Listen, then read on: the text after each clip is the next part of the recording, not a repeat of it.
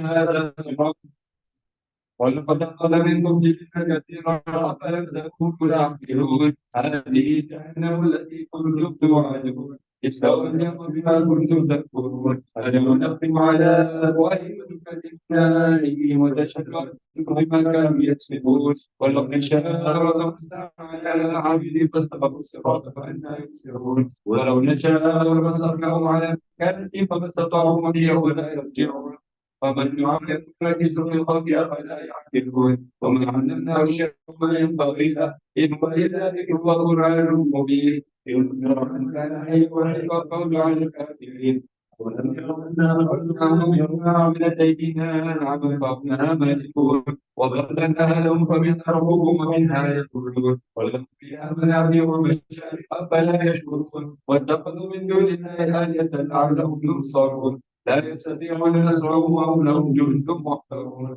فلا يحزنك قولهم إنا نعلم ما يسرون وما يعلنون أولم يرى الإنسان أنا خلقناه فإذا هو خصيم مبين وضرب لنا مثلا ونسي خلقه قال كيف يعلم غير ربهم ويحيي الذي أنشأها وخلقه وهو بكل خلق عليم الذي جعل لكم من الشجر الأخضر نارا فإذا أنتم توقدون أوليس الذي خلق السماوات والأرض بقادر على أن يخلق مثلهم بلى وهو الخلاق العليم إنما أمره إذا أراد شيئا أن يقول له كن فيكون فسبحان الذي بيده ملكوت كل شيء وإليه ترجعون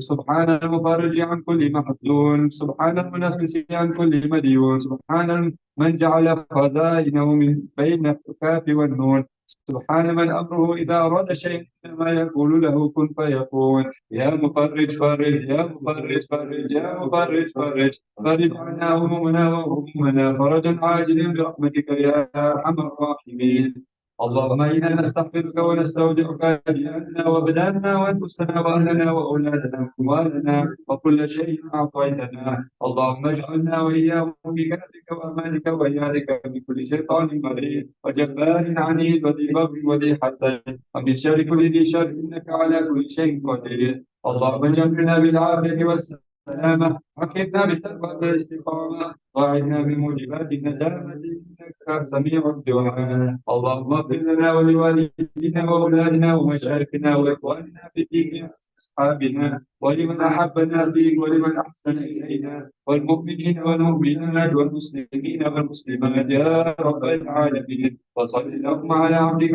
ورسولك سيدنا ومولانا محمد وعلى آله وصحبه وسلم وارزقنا كمال المتابعة له ظاهرا وباطنا في العافية والسلامة بك يا أرحم الراحمين.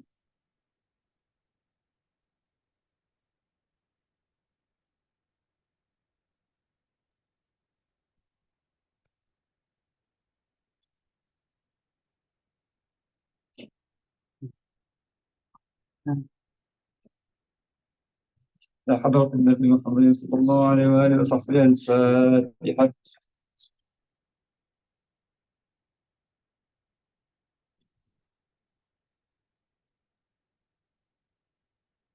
بسم الله الرحمن الرحيم الحمد لله رب العالمين وصلى الله على سيدنا محمد عبده ورسوله النبي وعلى آله وصحبه أجمعين ومن يتعلم والتعليم والتذكر والتذكير والنفع والانتفاع والإفادة والاستفادة والحث للتمسك بكتاب الله وسنة رسوله صلى الله عليه وسلم والدعاء إلى الخير والدلالة على الهدى ابتغاء وجه الله سبحانه وتعالى وثوابه وقربه.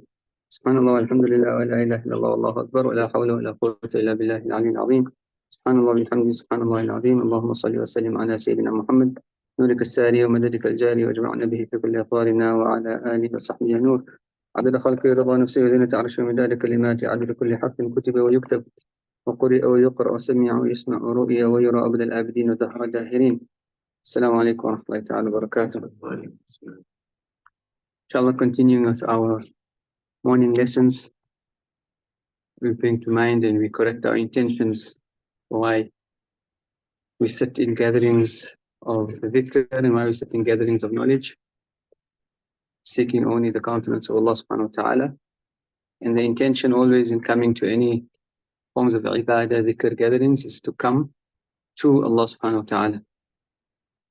The hadith al-Qudsi that Allah subhanahu wa ta'ala says, whoever comes to me walking, I come to him running. And so a person's benefit of any ibadah that they do, whether it's the 5 times salah or the Jum'ah, or even a gathering of dhikr that one does in private, the amount that you would benefit from that gathering is according to the intention and the determination that you brought to find Allah subhanahu wa ta'ala or to be with Allah subhanahu wa ta'ala in that particular gathering. The purpose of our existence is what? Why did Allah create us? وَمَا خَلَقْتُ الْجِنَّ وَالْإِنسَ إِلَّا لِيَعْبُدُونَ. And obviously the famous interpretation by Ibn Abbas, and so if you look at the lives even of the people of Allah subhanahu wa ta'ala, their entire life is spent in the ibadah of Allah subhanahu wa ta'ala. Pure ibadah in terms of salah and dhikr and salawat, and general ibadah with good intentions, meaning the day-to-day thing that a person will go about doing, even if it's going to work, but with a pure intention, and that transforms into a form of ibadah. So lessons and sitting in class, is this a form of ibadah? Of course it's a form of ibadah if a person has that intention. And Habib Umar always mentions, and he says, people or students that sit in gatherings of knowledge. And we know that knowledge, Imam Ghazali and all of the ulama unanimous that seeking knowledge is greater than nafil ibadah. Meaning, if you had this time to spend after Fajr till Ishraq to do nafil ibadah or to seek knowledge, which is more beneficial? To seek knowledge.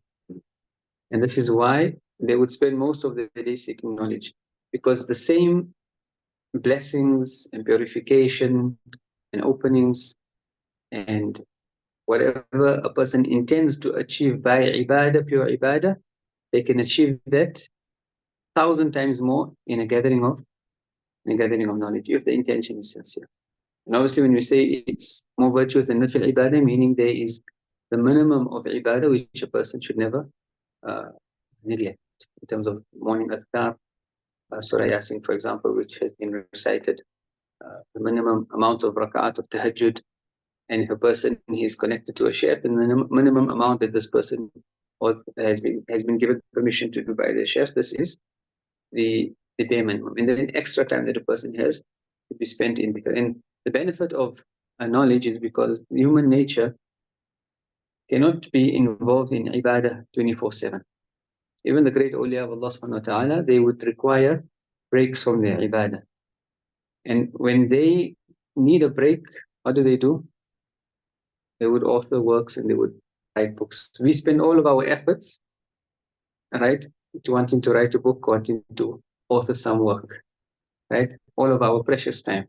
And they would do that in the time that they need just to take a break from ibadah and from worship, right? And likewise also their lessons with people. They would sit and spend time with people, whether it was invites, because they need to take a break from the ibadah. In their free time, they are only with Allah subhanahu wa ta'ala. And they say, therefore, your state with Allah subhanahu wa ta'ala is not according to what you do in terms of ibadah and worship, right? But what you do in your free time. How do you spend your free time? That's who you are in the eyes of Allah subhanahu wa ta'ala. Because at the time of salah, a person might come to salah because he's afraid the society or the neighborhood might think, hey, this guy is not leading salah, or the neighbors might think that I'm not here. And if he's doing some form of ibadah, it might also just be out of custom or habit. But when you are free and there's no one watching you, and there's nothing that you are accountable to in terms of creation, what do you do? And this is who you are as a person, and this is your state in the eyes of Allah subhanahu wa ta'ala. And so we correct our intentions always when we come to our lessons and we come to any forms of ibadah. Continuing with yesterday when Habib Umar, we're still dealing with the book Tawjīh Nabīh, Habib Umar is talking about in this, he starts, the compiler began compiling this book on the section of da'wah, because of the importance of da'wah in this day and age of ours. Prophet ﷺ has given, and he foretold, and prophecy has been made, and the certainty in the promise of the Prophet ﷺ is true. That every single person on the face of the earth will come onto the deen of Islam. There's a time coming where this will happen. So every single non-Muslim that you know, whether at work or neighbors, inshallah, it is the hope that in their age or in this generation of ours, that they will come onto the deen. But through whose efforts? If they're your neighbor, are they going to come through your efforts, or are they going to come through someone else's efforts? And the constant thing we need to ask ourselves as we attend these lessons is, what are we doing for the da'wah of the Prophet ﷺ, in terms of conveying this message to people? And we constantly always remind, whether it is physically with our neighbors, our friends, at work, and then more especially with our social media and our interactions with people. It's very easy to do da'wah today through social media. Very subtle da'wah, just a status that a person can put if you are using those avenues. And we are all just, devouring information from other sources.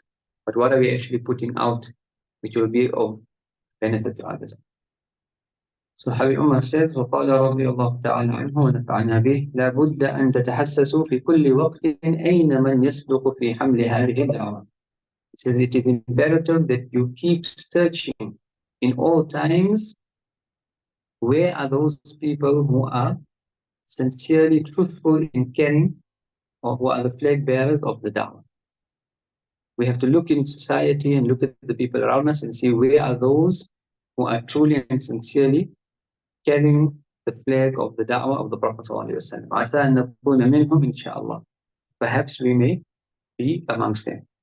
If a person wants to learn how to do da'wah, the best way to do it is to spend time with those people who are already on the vanguard, or in the vanguard of da'wah. And there are many different forms that the da'wah can take. There are many different groups that are involved in doing da'wah. A person has to spend time with them to find out what they are. Many times we find today people say, but this particular group, their da'wah is only like this. Or in that particular group, they do this type of da'wah, but it doesn't.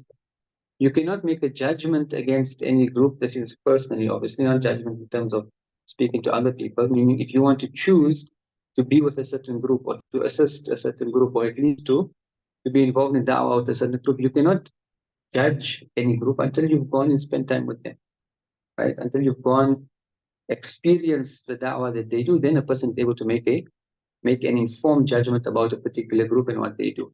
Otherwise, many times, the famous, what we call armchair critics, right? A person hasn't experienced anything, but because they are lazy, they will disparage this group and disparage that group, and they might even disparage you, right, from doing something. And they haven't actually gone out with this particular group or experienced what it's like, to do da'wah with this particular organization or this particular jama'ah. And so a person needs to at least experience. And at the very least, in the sense of bringing unity amongst the ummah, is to go and spend time with different people, read salah in different masajid, go and spend time with the different groups in society, so that we don't form cultish organizations, and we don't become cultish in our own mindsets. When you spend too much time with your own type, right, we become cultish. And so the purpose of da'wah is to go and mix, so that you learn how to talk to people and you learn how to interact. What is the language of da'wah that needs to be adopted in our day, in our age, in our society? What are the things that are going to unite people's hearts? And this is what we need to actually speak about. And what are those things that cause differences of opinion amongst people? We need to stay away from it. And if a person interacts with organizations, with people, with leaders who are involved in da'wah, they all have the same concern. They are all concerned about the unity of the ummah. They are all concerned about the state of the ummah. Recently, also on the trip with Habib Muhammad, when we were going around to Durban, Joburg, and Pretoria, we met with different groups from all sides of the spectrum. And the same thing is being said, that it is time now for the ummah to unite. And it is time for us to get rid of our differences. It is time for the hearts to come together. So the feeling is there, but now who are the ones that are going to be adopting the language that is required? Because this unity in the ummah occurs, and Habib Umar mentions this many times, this unity in the ummah occurs on the tongues of those who are involved in da'wah, on the tongues of the ulama. What you speak about, or what you hear about from the minbar, what you hear about from the ulama and from the dua, that is what creates people's mindset in terms of what the da'wah is. And therefore, the people involved in da'wah, the people that are concerned, need to adopt, if we can call it a referendum of understanding, that we will not use the da'wah platforms to speak about anything which will cause disunity in the ummah. We will not use social media platforms, especially of du'at, of organization, to disparage people, to disparage groups. The differences that we have with others, we can discuss that behind closed doors. But in the public arena, in the social arena, we need to unite as an ummah. So that even Muslims that are not, or new Muslims and non-Muslims, when they see, they can see this ummah as one particular, as one entity. Obviously, there will always be differences. And since the inception of Islam, there has never been a time when all Muslims were united. The Sahaba differed amongst themselves. And the difference in opinions will remain until the day of Qiyamah. The problem is not to have differences of opinion. The problem is the etiquette in how we differ. How do I express my difference of opinion with you? Right? And so this, the adab and the etiquette and the akhlaq of differing, this is also what needs to be paid attention to, and all that can be done if we adopt the language of da'wah. So what is the language of da'wah that we need to adopt for this particular age that we are living in, and then particularly with regards to the organization, the localities that we find ourselves in. And Habib Umar is now saying we need to search and find who are those who are truly the flag bearers of this da'wah. Because when a person listens to one who is an inheritor of the Prophet ﷺ, or one who is caring, because da'wah also is not just a person stands up and goes and speaks. So this happens through permission, right? A spiritual permission or spiritual ijazah that is given by mashayikh to their students, or which the mashayikh have taken from their teachers as well. And when you come across someone who is carrying this particular da'wah, it strikes a chord in your heart, because you are now aligned with the original da'wah. Just as we speak about how knowledge is taken through chains going back to the Prophet ﷺ, and spirituality is taken through chains going back to the Prophet ﷺ, likewise, da'wah is taken through chains going back to the Prophet ﷺ, right? And that da'wah has the compassion, has the mercy, has the concern that the Prophet ﷺ has for the ummah. That da'wah is a da'wah that unites people and doesn't divide people. There is a da'wah which gives clear tidings to people and it does not create fear in society. There is a da'wah which causes people to reconcile with those that they are at enmity with, whether it's amongst their family, their friends, their parents, their relatives. It is a da'wah of bringing people together. Because as we mentioned in the first lesson, that Habib Umar spoke about in the beginning of this book, the first lesson was he described the quality of the Prophet ﷺ as al-jami'. Jami' meaning together. Meaning in your da'wah, each and every single person on the face of the earth, whether they are Muslim or non-Muslim, no matter which group they might find themselves in, they must be able to find something in your da'wah which will appeal to them. And if a person does this, then we are all encompassing in the da'wah. But if we are doing da'wah today just so that we are catering for our particular group or particular street or particular masjid, obviously, then we are cultish. There's a famous, interesting story Habib Umar gives about this, about a person who stood up, an imam in a masjid, and he stood up and he gave the Jum'ah khutbah, right? And after the Jum'ah khutbah, one of the musallis came and said, "Ya Imam, the talk you gave is very, very important.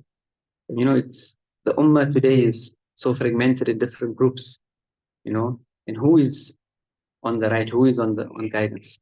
And the Imam tells him, it's very important what you say. The ummah today is fragmented, and there are only a few groups in the world who are on correct guidance. And if you want to be really honest about it, in our country, there are only few groups in this country of ours that are on the truth guidance. Everyone else in the world is lost it. And continues to speak to him about his understanding of da'wah. And he says, if you're really honest about it, most of the organizations, even in our country, are misguided. It's only this and this and that organization. And then he continues speaking. He said, if you're really honest about it, even those organizations, it's only our masjid that's on guidance. And he continues speaking to him about it. And he said, if you really have to look into the matter, even in this masjid, not all the musallis are on correct guidance. I can name you just a few, this one and that one and that one. And he continues speaking to our da'wah.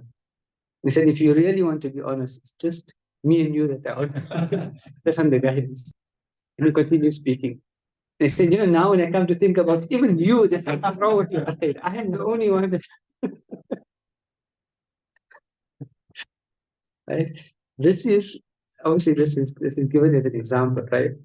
But the state of heart and mind, there are people that do da'wah with that state, right? They carry that arrogance in their heart, that I am the only one that understands and I'm the only one on guidance, right? And the qualities which are required for one to be a true flag bearer, Habib will explain to it, right? What are those qualities? And this is what this lesson is about. So when we're looking for those people who are the true flag bearers, he says, إِنَّمَا يَكُونُ مِنْهُمْ مَنْ يَعْشَقُ رَبَّهُ. Right? Who are those? They are those who are yearning for their Lord.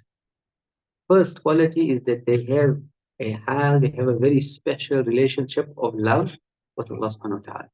Right? They don't just worship Allah subhanahu wa ta'ala, they are people who yearn for Allah subhanahu wa ta'ala, and that is expressed and that is noticed in the way they would worship Allah subhanahu wa ta'ala, the way they would do their ibadah, the way they would do their Quran, the way they would supplicate to Allah subhanahu wa ta'ala. They are concerned about their relationship with Allah subhanahu wa ta'ala. وَقَدَّمَ أَمْرَهُ عَلَى كُلِّ أَمْرٍ. And they give preference to the command of Allah subhanahu wa ta'ala over everything else.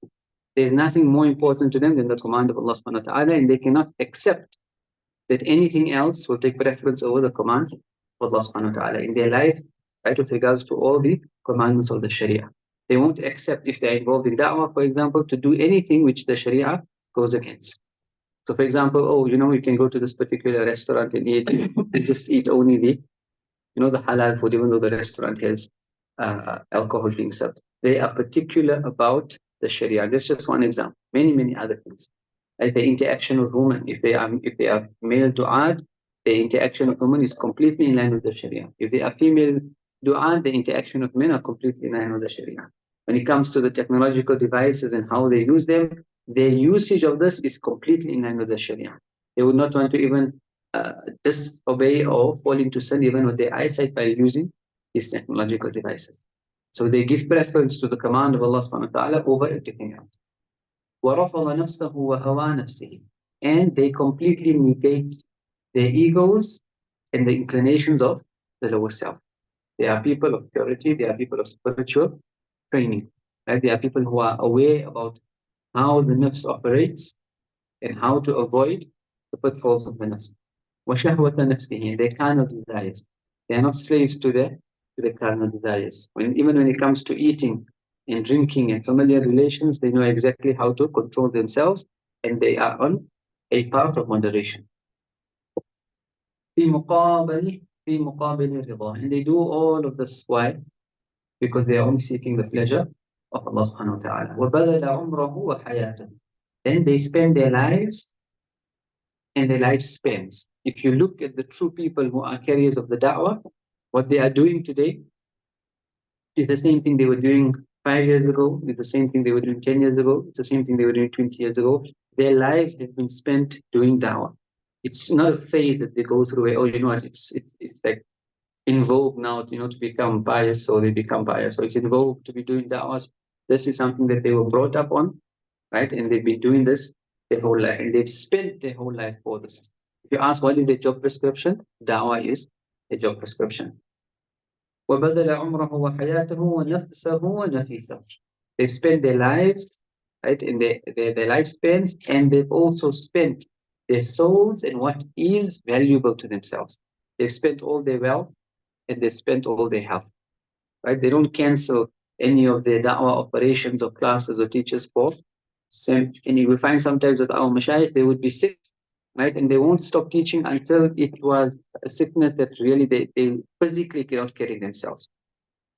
Habib Ali al-Mashhur, the late Mufti of Tarim, he underwent an operation, and I think it was his knees or his back, and he needed to take rest. And he's sitting at home, but he is agitated. His children, when you mention, he's sitting at home, but he's agitated. He says, but the class, but the lesson, but the students. Right? And I tell him, but you need to take rest. He says, our rest is in the lessons. Our rest is in the classes. Our rest is in the dhikr. When you come home after Taraweeh, what do? After just 20 rakats of Tarawih and perhaps 1 hour, what do? We need to rest for 5 hours, right?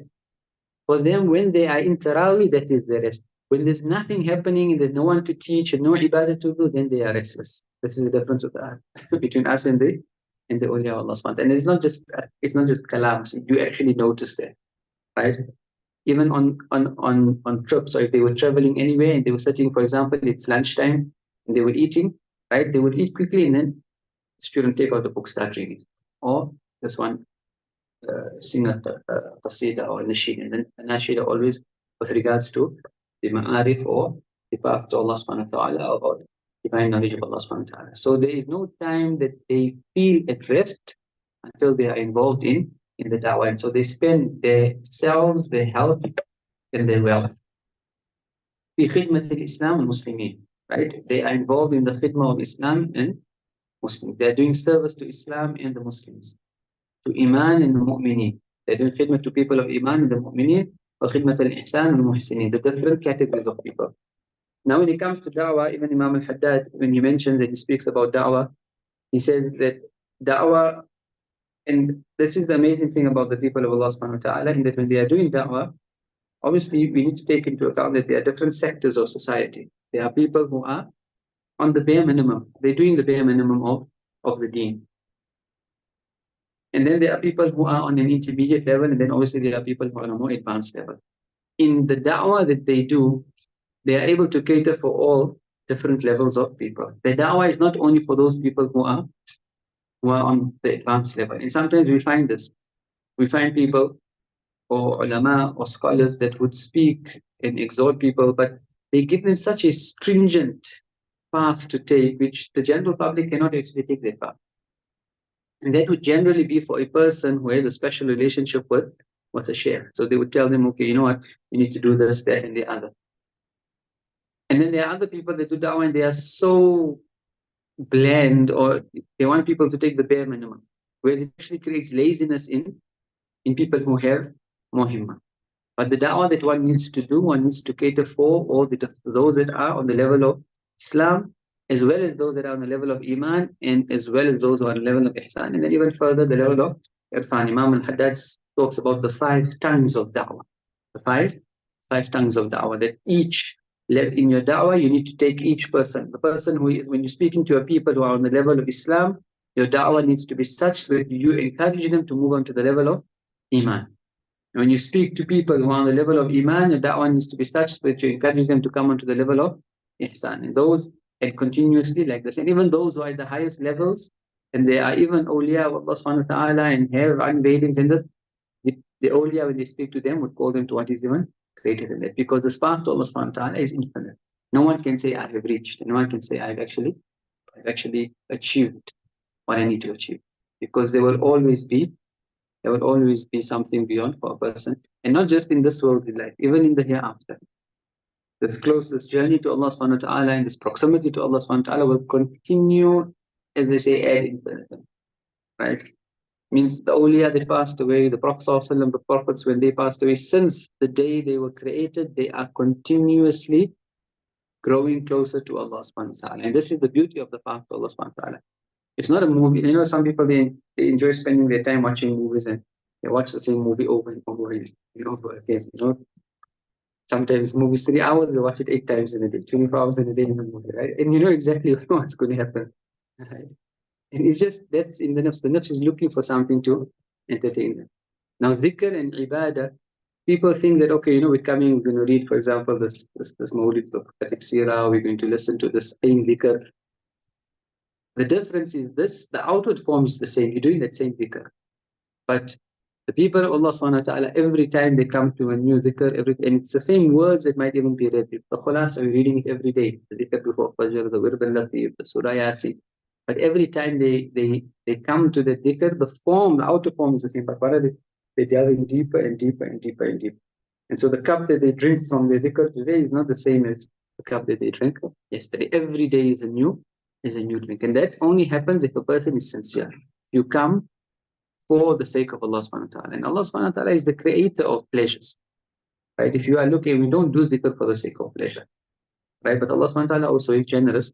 and that He gives you something to motivate you as well, right? And so what are the pleasures that you find in your worship, in your ibadah, in your Quran, in your salawat, in your durood, in your da'wah, in your lessons? Every day needs to be a new experience for you. This is your movie that you need to be watching or doing every single day. وتواضع من أجل رب الكون مع جميع أجزاء الكون. Okay, so these are the qualities. And then the final quality Habib mentions, and that they are humble for the sake of the Lord of the universe. They are humble with who? With each and every single atom in this universe. They are humble not just to people, they are humble with each and every single atom in this universe. They are humble even with animals. They are humble with plants. They are humble with the sand, and they are humble even with the ground that they are walking on. This is the quality of those who are true flag bearers of the da'wah. What then about people who claim to be involved in da'wah, but we disparage each other, calling each other names, or saying that this organization, where is the humbleness, right? And these are very, very important qualities which a person needs to keep in mind and heart all the time, right? They are humble, this thing of being humble. Even in doing da'wah to people who are sinning, they don't regard themselves as being better than the person who is sinning. You can see a person and you know that a person is involved in certain, for example, usually stealing, or this person is disrespectful to their parents and he's come for the lesson or he's come for the talk, and you are giving a talk and you need to speak to this person about why it's important to rectify their relationship with their parents, but it's done with humbleness. And even though there might be a tone of reprimanding for the sake of waking this person up to the responsibilities, but there is still that humbleness always there, that we are not better than that person.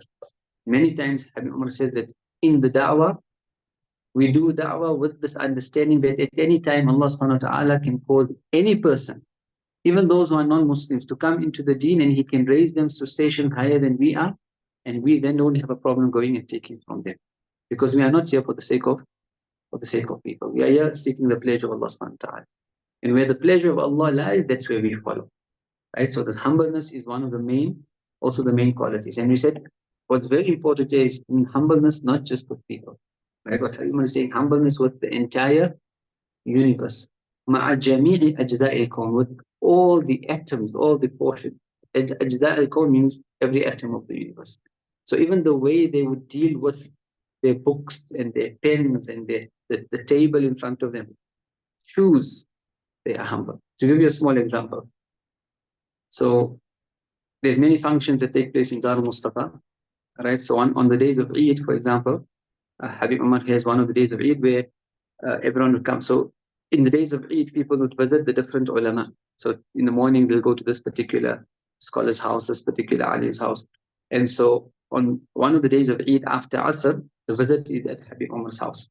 Generally, he enters the Musalla of Dar Mustafa from his private door in the front, and he exits through his private door. But because now they are going to his house, he walks out through the back door, meaning the entrance where most of the students come through. And those that come to Dar Mustafa, as you enter, there's shoes thrown all over. Some people put their shoes in the racks, and some of them just leave them lying down. So I was walking out in that particular day. I forgot that Habib Umar is coming out through the back. And obviously you sense this army behind you, and you turn around and say, Habib Umar walking. So I start rushing outwards because I want to move the shoes out of the way. Because now when he walks, he's going to have to walk over the shoes. So as we're going down the stairs, I just go with my hands, I just throw all the shoes this way, throw all the shoes that way, right, to clear the path for him. And he's walking with his stick. As he comes to the step where I cleared the shoes, he stops. He looks at one shoe, which is a pair, separated from the other pair. He takes his stick and he puts the pair next to the other pair. Without saying a word. I'm like, astaghfirullah.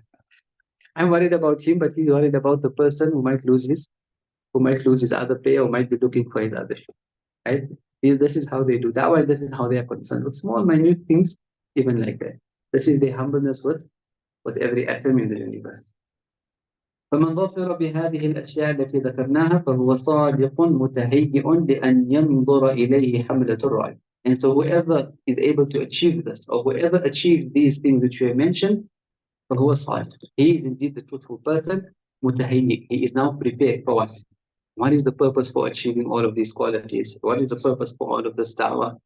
And what is the purpose for why a person who spend their health and their wealth, and why do they do all of this? They are prepared لِأَنْ يَنْظُرَ إِلَيْهِ حَمْلَةُ الرَّايَةِ. All of this is in preparation so that they may receive a gaze from the true flag bearer of the da'wah. And who is that? The Prophet ﷺ. Right?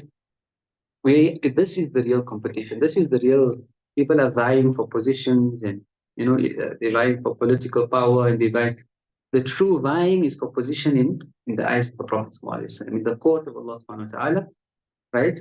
In the company of the Prophet ﷺ. All of this is so that the Prophet ﷺ, when he sees that you are now doing the da'wah according to the way which he prescribed, what does he do? He elects you, and he gives you a position in the spiritual realm, right? Which no one can then take away from you. And what is this? This is what all the spiritualists or the people on the path of Allah subhanahu wa ta'ala are seeking. That intimacy with Allah subhanahu wa ta'ala, that divine communion with Allah subhanahu wa ta'ala, this interaction with the Prophet sallallahu alaihi wasallam in dreams and wakeful states, right? How can we achieve everything that we desire to achieve when we hear about the awliya and their relationship with Allah subhanahu wa ta'ala? How can we achieve it, right, if we are not concerned with the work that the Prophet ﷺ came for? Because no one can get to Allah subhanahu wa ta'ala except through the Prophet ﷺ. And no one can get to the Prophet ﷺ unless they are doing the work that the Prophet ﷺ came to do. Otherwise, our relationship with him will be very, very, if we can call this, disconnected. And the example of that is like someone who is running a company, who is running a business, right? And the directors, or your children, are the directors of the company. And one child is only concerned with, for example, a particular part of the company, right? He doesn't do his duties with regards to all the other avenues of the company. But someone else is involved, and they are really, really sorting this company out. So if you as a father or as a director, who is going to win your heart? Everyone's making the effort, but the one who is doing the work the way that you like it to be done, that is the person that will win your heart. And so therefore we need to live our Islam, our Iman, and all our levels of our deen according to the way the Prophet ﷺ prescribed. Not according to our own understandings or our own ulterior motives, or the way that we think. I think that this da'wah should be done this way. No. What is the way the Prophet ﷺ wants us to do da'wah, and what is that way that has been sent down through the spiritual inheritance? So this is the one who has these qualities. He is the truthful one, and he is prepared to now receive a gaze from Hamlatul Raya, the true flag bearer, who is the Prophet ﷺ. وَمَنْ نَظَرَ إِلَيْهِ حَمْلَةُ الرَّايَةِ بَلَغَ الْغَايَةِ. And the one who receives the gaze from the true flag bearer, بَلَغَ الْغَايَةِ, he will reach the highest epitome of all spiritual heights. فَهَيَّا انْتَبِهُ. So Habib spelling the thing says, so come, pay attention. Roll up your sleeves. He wants us to start taking action. مَنْ انْتَبَهَ فِيكُمْ فَهَذِهِ الْإِنْتِبَاهَاتُ تُوصِلُ إِلَى الرَّبِّ. So whoever is alert, whoever pays attention, whoever decides to roll their sleeves up, فَهَذِهِ الْإِنْتِبَاهَاتُ, in this paying attention, or this intention in our hearts that we have to want to try and do the da'wah in this way, تُوصِلُ إِلَى الرَّبِّ. This is what will cause you to reach your Lord. وَلَا شَيْءَ فِي الْوُجُودِ أَعْظَمُ مِنَ الْمَوْجُودِ. And there is nothing in existence greater than the only one that truly exists, and that is Allah subhanahu wa ta'ala. وَلَا مَوْجُودَ فِي الْحَقِيقَةِ سُوَى. There is nothing in existence that exists intrinsically in and of itself other than Allah subhanahu wa ta'ala. Everything else exists only through Allah subhanahu wa ta'ala.